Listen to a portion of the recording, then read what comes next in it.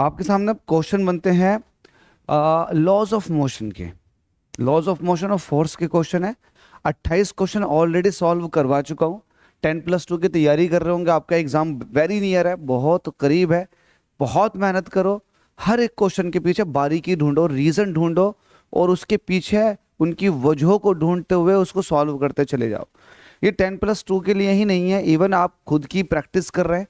अगर आप 9th में हैं तो 9th के बच्चों के लिए भी ये क्वेश्चन इंपॉर्टेंट है।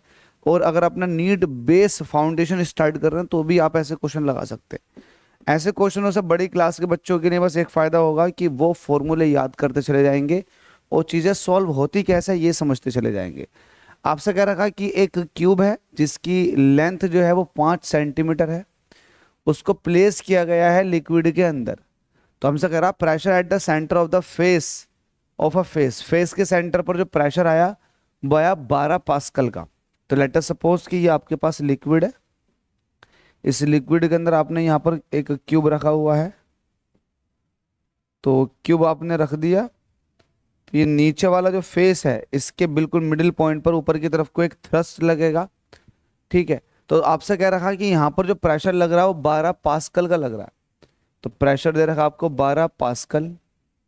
ठीक है, प्रेशर का यूनिट होता है पास्कल, ये भी पूछ सकता। तो हमसे कह रहा find the force exerted by the liquid on this face.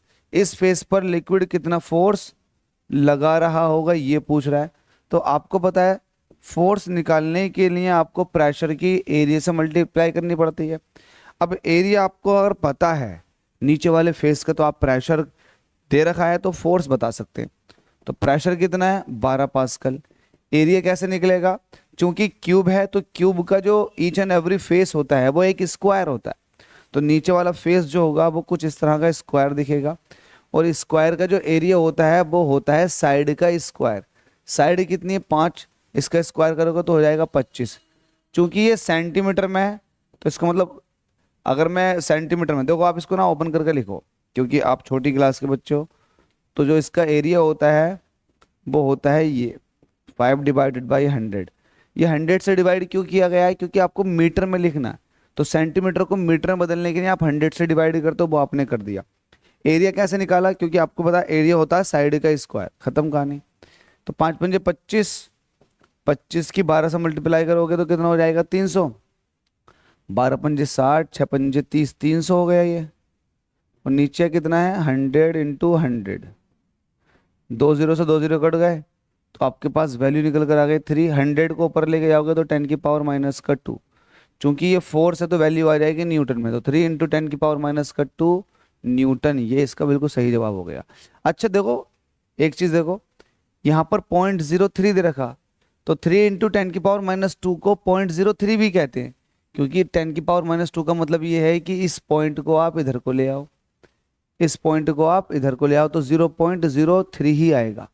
इसको आप ये भी कह सकते हो एक प्लेस लेकर आओगे तो, अगर आप पॉइंट एक प्लेस लेकर आओगे तो एक पावर घट जाएगी, तो हो जाएगा 0.3 × 10⁻⁻1। तो ये इस हिसाब से ये भी ठीक है, ये भी ठीक है और ये भी। तो हमारे पास सही आंसर बन जाएगा ऑल ऑफ दीज। तो ये थोड़ा सा ये तरीके बनाने की कोशिश कर रहे हैं, लेकिन ये कोई ज़्यादा इफेक्टिव नहीं है, बस आपको सही आंसर आना चाहिए।